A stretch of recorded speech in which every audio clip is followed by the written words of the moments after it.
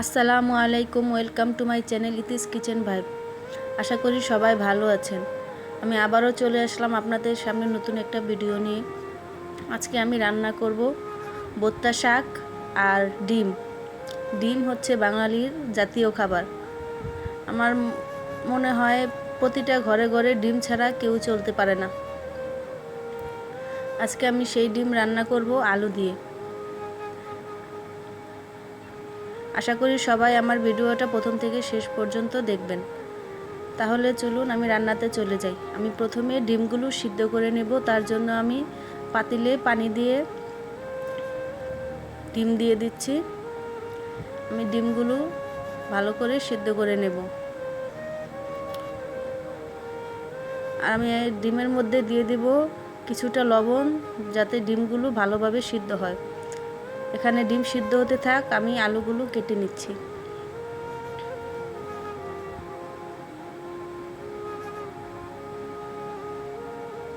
আশা করি আমার ভিডিওটা আপনাদের ভালো লাগবে। যদি ভালো লেগে থাকে অবশ্যই আমার চ্যানেলটা সাবস্ক্রাইব করে দেবেন। এদিকে আমার ডিমটাও সিদ্ধ হয়ে গেছে।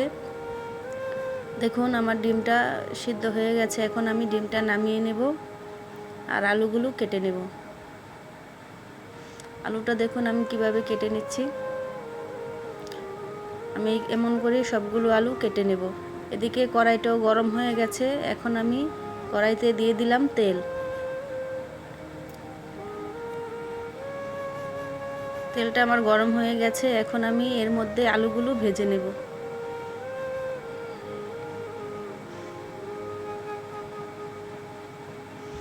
এইভাবে ডিম রান্না করলে আমার পরিবারের সবাই খুব পছন্দ করে। আশা করি আপনাদেরও ভালো লাগবে। আমি দিয়ে দিলাম সামান্য একটু লবণ আর একটু হলুদ আলুটা ভাজার জন্য। আপনারা চাইলে আলুটা আগেও হলুদ আর লবণ দিয়ে মেখে নিতে পারেন। আলুটা ভাজা হয়ে গেছে।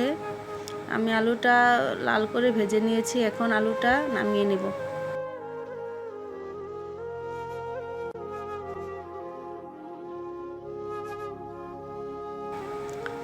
আমি সবগুলো আলু উঠিয়ে নিলাম। এখন এই তেলের মধ্যেই আমি ডিমটা ভেজে নেব।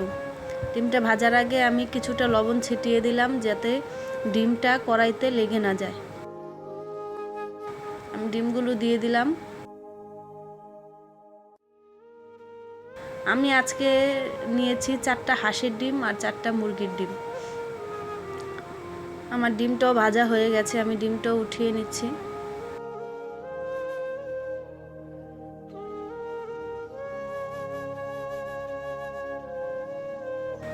এখন এই তেলের মধ্যে আমি দিয়ে দিব পেঁয়াজ কুচি।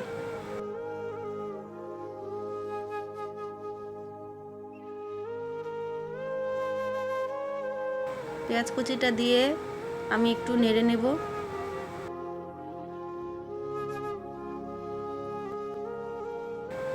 এখন পেঁয়াজের মধ্যে আমি দিয়ে দিব পরিমাণ মতো লবণ। লবণটা আগে দিলে পেঁয়াজটা তাড়াতাড়ি সিদ্ধ হয়ে যায়।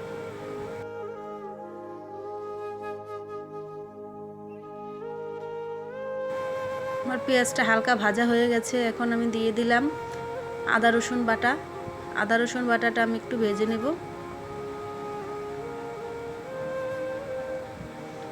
আদা রসুনটা আমার ভাজা হয়ে গেছে। এখন আমি দিয়ে দেব এর মধ্যে পানি। এখন আমি এক এক করে সবগুলো গুঁড়া মশলা এর মধ্যে দিয়ে দেব। দিয়ে দিলাম হলুদের গুঁড়া, দিয়ে দিলাম আর একটু হলুদের গুঁড়া। এখন দিয়ে দিব মরিচের গুঁড়া,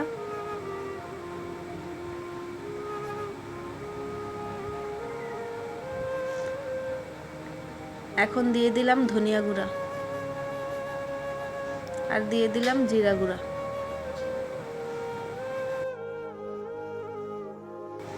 এখন এটা ভালো করে নেড়ে নেব।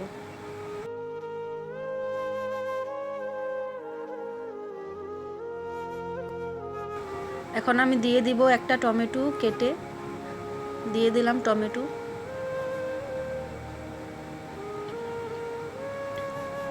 এখন আমি আরেকটু পানি দিয়ে দিলাম মশলাটা ভালো করে কষানোর জন্য। এর মধ্যে আমি দিয়ে দিব কয়েকটা কাঁচামরিচ ছিঁড়ে।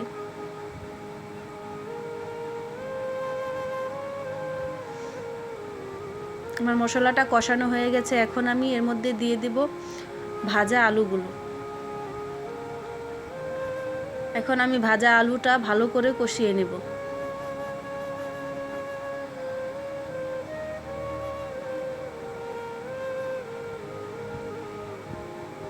দেখুন আমি নেড়ে চেড়ে ভালো করে কষিয়ে নিচ্ছি আলুটা। আলুটা আমার কষানো হয়ে গেছে।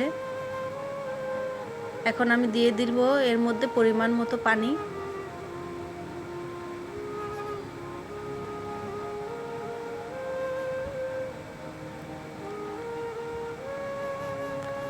আমি আরেকটু পানি দিয়ে দিব এর মধ্যে। এখন ব্যাস আমি এখন অপেক্ষা করব যতক্ষণ না তরকারিটা বলক আসে। দেখুন আমার তরকারিটা বলক এসে পড়েছে, পানিটাও একটু টেনে গেছে। এখন আমি এর মধ্যে দিয়ে দেব ডিমগুলো। আমার আলুটাও ভালো করে সিদ্ধ হয়ে গেছে। ডিমগুলো দিয়ে দিলাম। আমার তরকারিটা প্রায় হয়ে গেছে।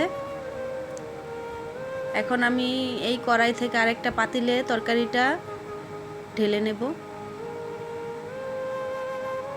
আমি আরেকটা পাতিলে তরকারিটা ঢেলে নিলাম। এখন তরকারিটা আমার হয়ে গেছে। আমি এর মধ্যে দিয়ে দিব ভাজা জিরা গুঁড়া। ভাজা জিরা গুঁড়াটা দিয়েই আমি তরকারিটা নামিয়ে নেব। আমার তরকারি রান্নাটা শেষ। দেখুন তরকারিটা কতটা সুন্দর হয়েছে আর খেতেও খুব মজা হয়েছিল। এখন আমি রান্না করব শাক, তাই আমি কড়াইটা বসিয়ে শাকগুলো দিয়ে দিচ্ছি। এই শাকগুলো অনেক দূর থেকে আমার এক কাকা নিয়ে এসেছে, শরীয়তপুর থেকে। আমার এক কাকা আমার জন্য নিয়ে এসেছে বোত্তা শাক। আমি শাকটা দিয়ে দিলাম পরিমাণ মতো পানি আর লবণ। এখন ঢেকে দিয়ে আমি আমার গাছ থেকে কয়েকটা কাঁচামরিচ ছিঁড়ে নিচ্ছি। এই মরিচগুলো প্রচুর ঝাল, তাই আমি এই মরিচগুলোই শাকের মধ্যে দেব। শাকটা একটু ঝাল না হলে সেই শাকটা খেতে ভালো লাগে না।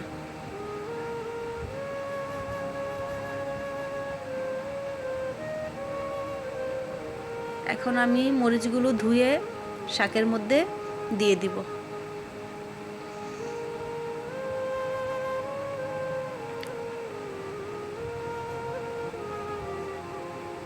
এখন শাকটা একটু নেড়ে নেব।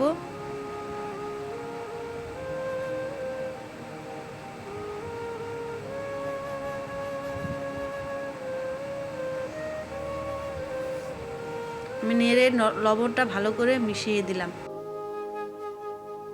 এখন দিয়ে দিব কিছুটা পেঁয়াজ কুচি। পেঁয়াজ কুচিটা দিয়ে আমি একটু নেড়ে এটা মিশিয়ে নেব।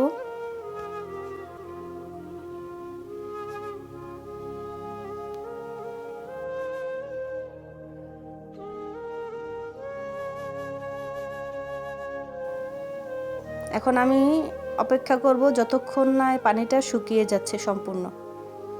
দেখুন আমার সম্পূর্ণ পানিটা শুকিয়ে গেছে আর শাকের কালারটাও খুব সুন্দর হয়েছে, একদম সবুজ।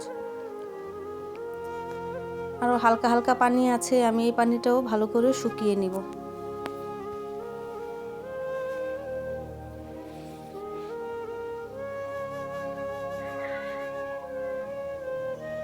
এখন আমি এর মধ্যে দিয়ে দিব কিছুটা ধনেপাতা।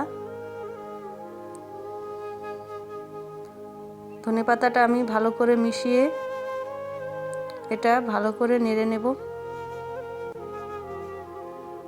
দেখুন আমার পানিটাও সম্পূর্ণ শুকিয়ে গেছে। এখন আমি শাকটা ডাল ঘুটনি দিয়ে ভালো করে এটা পিষে নিব। দেখুন আমি কিভাবে করছি। আমার শাকটা মেশ হয়ে গেছে। এখন আমি শাকটা বাগার দিয়ে নেব। আমি শাকটা ওঠাবো না, আমি এই কড়াইয়ের মধ্যেই শাকের সঙ্গে একসাথে এটা বাগার দেব। দেখুন কিভাবে আমি জায়গা করে নিচ্ছি। এইভাবে আমি মাঝখানে এখন তেল দিয়ে দেব। এখন আমি এর মধ্যে দিয়ে দেব রসুন কুচি আর পেঁয়াজ কুচি। শাকটা এভাবে রাখলে চারো সাইড থেকে আগুনের তাপটা লেগে যতটুকু পানি থাকে সেই পানিটুকু শুকিয়ে যায়। আর এভাবে শাকটা বাগার দিলে সেই শাকের টেস্টটা একটু অন্যরকম হয়, মজা হয় খুব খেতে। আমি এখন এটা বাদামি করে ভেজে নেব। দেখুন আমার পেঁয়াজ আর রসুনটা ভাজা হয়ে গেছে। এখন আমি শাকের সঙ্গে এটা ভালো করে মিশিয়ে নেব, তাহলে আমার শাক রান্নাটা রেডি। আজকের রান্নাটা আমার এখানেই শেষ। যদি আপনাদের ভালো লেগে থাকে অবশ্যই আমার চ্যানেলটা সাবস্ক্রাইব করে দিবেন আর একটা লাইক করে দেবেন। আপনাদের অসংখ্য ধন্যবাদ আমার ভিডিওটা সম্পূর্ণ দেখার জন্য। আমি এখন শাকটা উঠিয়ে নিচ্ছি প্লেটে। যদি আমার ভিডিওটা ভালো লেগে থাকে অবশ্যই শেয়ার করে দেবেন আর একটা লাইক করে দেবেন। আশা করি আমার ভিডিওটা আপনাদের ভালো লেগেছে।